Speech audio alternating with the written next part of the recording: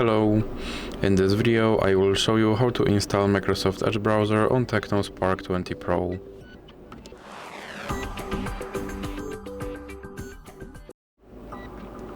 So you have to start by opening your Google Play Store, then click on search bar and type in Edge. Now click search and click install.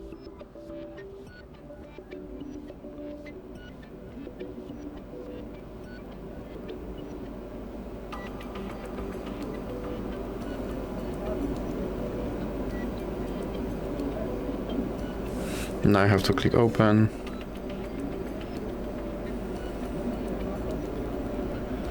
And here you can set this browser as a default browser, or you can click not now, and now click confirm.